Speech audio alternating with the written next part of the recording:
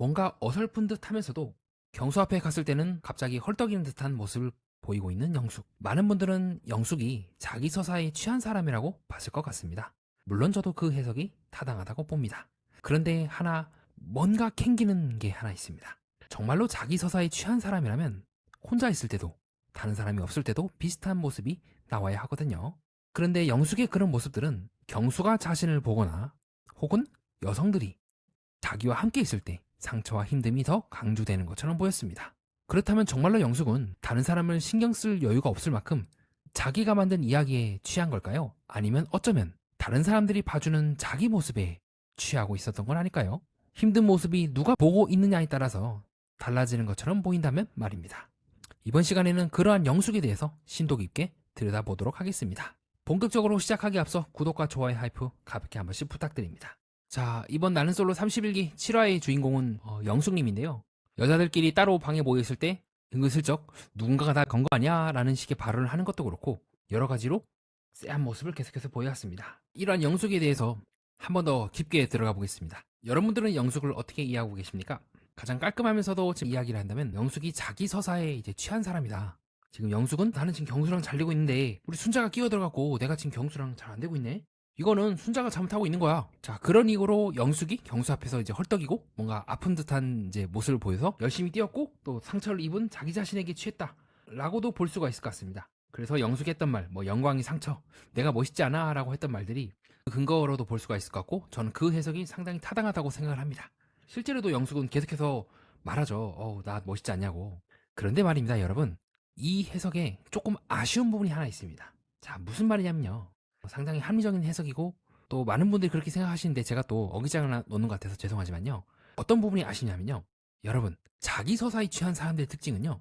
자신이 그 서사에 취했다 안 했다를 인지하지 않는 경향이 있습니다. 즉, 영숙이 정말로 자기 자신이 멋있다고 생각한다면요. 그 방에 있는 사람들에게 야, 나 멋있었지. 나 쩔었지. 이런 말 할 필요가 없다고 전 생각을 합니다. 그런 말을 반복적으로 한다는 것 자체가 이미 온전히 그 서사에 취하지 않았다는 결정적인 증거가 되지 않을까요? 마찬가지로 경수 앞에서 헐떡이는 듯한 이 모습도 경수가 왔네? 내가 헐떡이는 모습을 경수에게 보여줘야겠다. 그래서 그 순간이면 순간적으로 헐떡이고 은근슬쩍 대화하자 하고 그러고 나서 경수가 다시 갔을 때 그 헐떡임이 간헐적으로 찾아진다는 거는요. 적어도 영숙은 그 서사에 취해 있다기보다 최소한 내가 언제 취한 모습을 보여야 될지 안 보여야 될지를 인식할 수 있다는 말이 아닐까요? 취한다는 거는요. 우리의 의지와는 무관하게 일어납니다. 우리가 버튼을 올렸다가 내렸다가 할 수 있는 게 아니지 않습니까? 그래서 저는 영숙이 자기 서사에 취하고 한다는 모습에 대해서 조금은 의아하게 보고 있긴 합니다. 그 해석이 되게 정교한 해석이고 저도 상당히 좋게 보고 있긴 한데요. 이런 부분이 조금 아쉽다고 느꼈고요. 자, 그럼 여러분들이 이제 질문을 하겠죠. 그러면 우린 영숙을 어떻게 이해해야 됩니까? 저는 다음과 같이 보고 있습니다. 영숙이 계속해서 헐떡이는 것이 아닌 경수 앞에서만 헐떡이거나 즉 나는 억울한 사람이란 그 포지션을 타인 앞에서만 지금 보여주는 거 아니겠습니까? 영숙의 헐떡임이 정말로 선택적으로 했는지는 사실 영숙 본인이 아닌 이상은 알 수가 없겠죠. 다만 방송상으로는 경수 앞에서 상처와 힘듦이 더 강조되는 방식으로 보였고 그 효과가 경수에게 나를 봐달라는 신호처럼 작동했을 가능성을 보고 있습니다. 영숙은 자기 자신에게 취한 것이 아닌 타인이 자신을 어떻게 인지할지에 대해서 취한 사람처럼 보입니다. 즉 경수라든가 타인, 옥순이라든가 정이라든가 야 정말 열심히 했어. 우리 마음속에 1등은 다 너야 라고 하는 즉 내가 무언가를 타인에게 제출하고 타인이 나에게 그것을 되돌려 줬을 때 그 안에 비친 자기 자신의 모습에 훨씬 더 취해 있는 건 아닐까요? 물론 여기서 연출이라고 제가 표현하긴 했는데요. 매 순간 완전하게 치밀하게 계획했다기보다 자신에게 유리한 위치를 타자의 시선 앞에서 본능적으로 찾아가는 사람처럼 보여요. 그렇게 본다면 경수에게 이런 모습을 보여주는 것도 그리고 나 1등이지 나 쩔지 라고 하는 뉘앙스의 말을 했던 것도 그리고 조금 더 확장을 해서 우리 31기 상철님이 얘기했던 것과도 맞닿아 있다고 보고 있습니다. 변호사로서 사후적으로 제한된 1인称시점의 조각을 바탕으로 타인의 사건을 재구성한다는 뉘앙스의 말을 하셨는데요. 그러면 영숙은 어쩌면 타인이 알 수 없는 본인의 진짜 마음이라든가 모습들을 자신의 뒷모습들을 보여주기 위해서 나는 계속 열심히 했다는 발언을 반복하고 있는 건 아닐까요? 그러니 경수야 나를 봐라. 그러니 옥순정이야 나를 인정해라. 나는 순자에게 밀린 피해자일 수 있고 나는 사실상 1등이었고 나는 문제가 없는 사람이야. 그러니까 순자 제가 문제야 라고 해서 저번 시간에 옥순이 제가 장판을 깔아줬다고 했는데 그 장판 위에서 본격적으로 자기만의 서사를 착착착 쌓아 올리고 그리고 그 서사를 타인들에게 이제는 요청하고 있는 건 아닐까요? 너희들 말대로 그래 맞아. 그렇게 옥순 특히 너가 깐 장판대로 그랬어. 우리 셋은 이제 동료야. 동지고 같이 커플이 돼야 돼. 그러니 옥순 너는 지금부터 내가 한 말을 너 또한 동의를 해줘야 되지 않을까? 라고 옥순이 전혀 예상치 못한 그 타이밍에 영숙이 두 번째 장판을 깐 거라니까요. 그래서 누군가가 날 밀었는데? 옥순아 너 잘 생각을 해봐. 너가 장판을 깔았잖아. 그리고 내가 한 말도 있지. 이 두 가지를 결합하게 되면 순자가 나를 밀었다고 하는 서사로 연결이 될 수밖에 없지 않을까? 라고 옥순에게 얘기를 한 거고, 동시에 옥순은 그것을 받아들이기가 힘들었지 않았을까 하는 것이 저의 생각입니다. 궁극적으로 옥순이 원하는 거는 내가 장판을 언제 깔지 언제 회수할지를 하는 그 권능이기 때문에 누군가가 먼저 나서서 이 장판 위에 있어야 될 등장인물들이 어느 순간 같이 장판을 설계하는 사람이 되어서 내가 먼저 깔래라고 하는 거는 옥순 입장에서는 받아들일 수가 없을 거예요. 그래서 옥순이 그때 아니야 라고 하면서 영숙의 말을 꼭 일부러 그런 건 아니지 라고 했던 게 아닐까요? 왜 그러냐면 순자와 경수가 저번 화 때 이제 꽁냥되지 않았습니까? 그 모습을 보면서 굉장히 옥수는 귀여워 라는 식으로 이제 얘기를 했었거든요.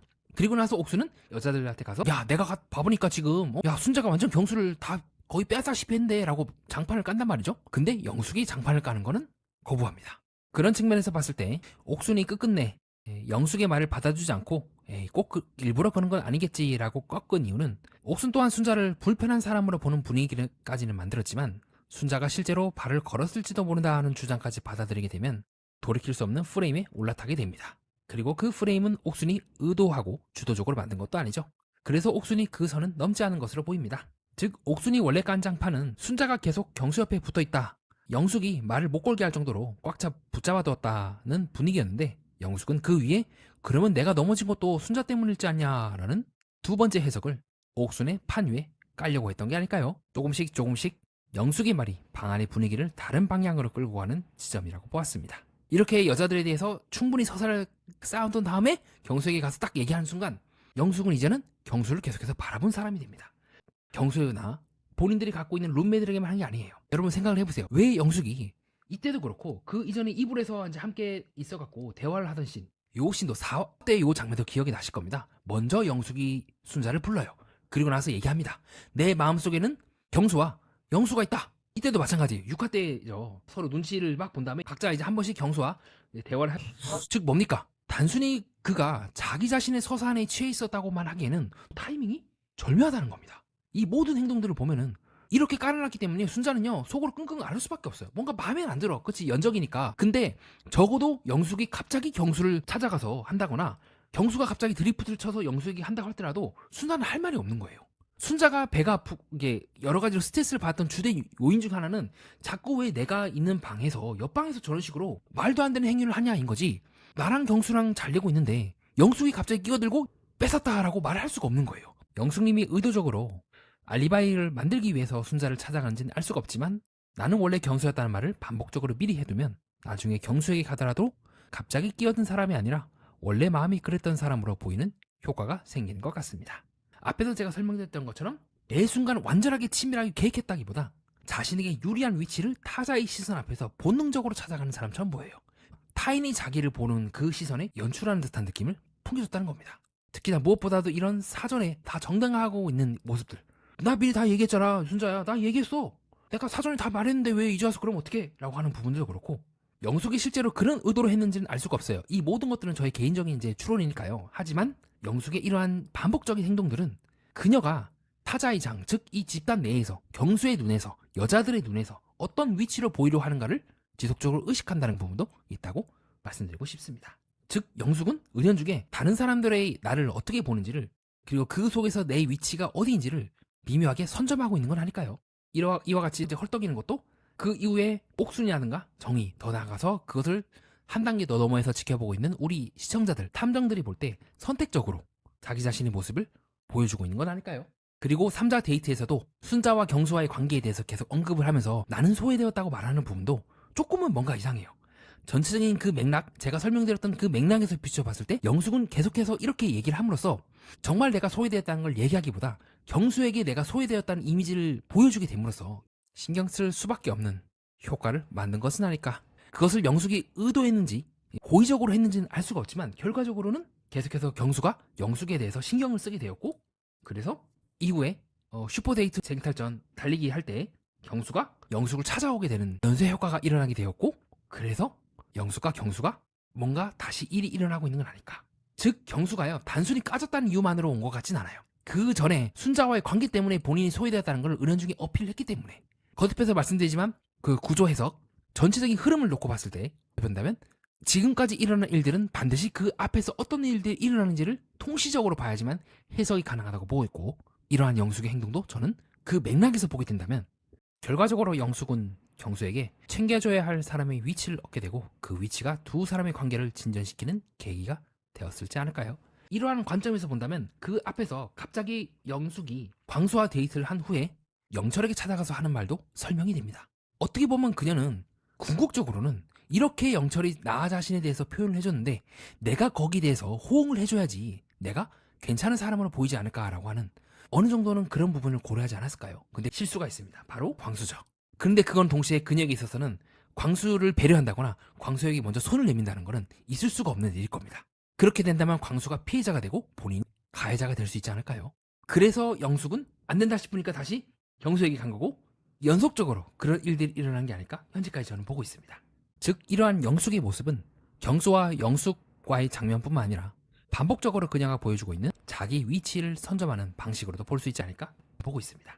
자, 이상으로 영숙에 대한 저의 생각을 여러분께 밝혀보았고요. 다음으로는 제 방송을 보고 질문들을 예상해서 답변해보는 시간을 갖겠습니다. 영숙의 자기 서사에 취한 것과 타자의 시선을 의식한 연출은 이제 뭐가 다른 겁니까? 라고 볼 수가 있을 것 같은데요. 자기 서사에 취한 사람은 혼자 있을 때도 그 감정이 계속 머물러 있을 가능성이 높습니다. 그런데 영숙의 모습은 경수나 옥순, 정희 같은 보는 사람이 있을 때 더 강하게 작동하는 것처럼 보였거든요.